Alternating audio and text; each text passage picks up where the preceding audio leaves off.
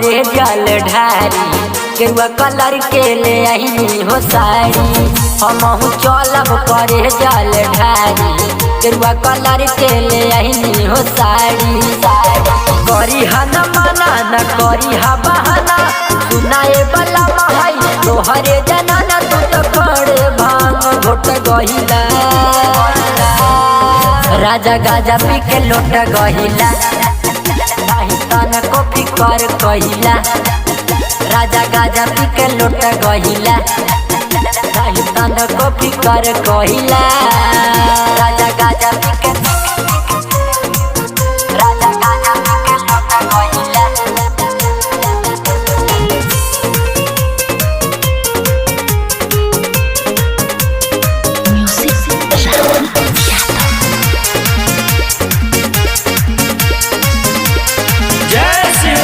हर साल तू ये कहेला हो अपना फेरा में रहेला हो ना हमके संग ले गईला हो सरधा पे तू गर्दा ढहेला हो।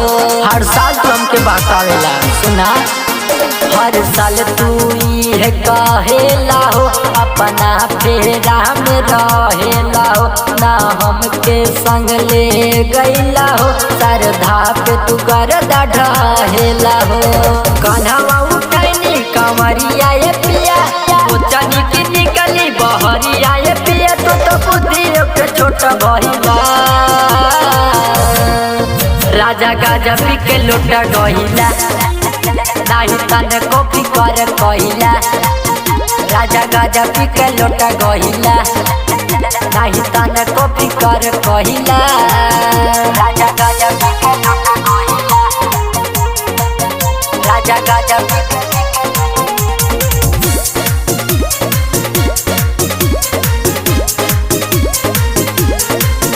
बड़ा बलम जिनी कम्मा हो करेला बहुत गारामा हो मानेला नहीं कहू बतिया के तनो समझावेली अम्मा हो।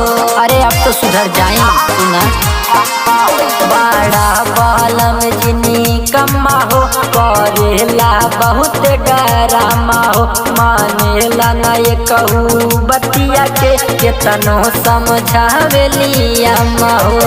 जाए खातिर रेटी बड़े संगवा मिथुन पिया तारे राजा हो गाजा न धूम फूले भान घरे घोट गहिला।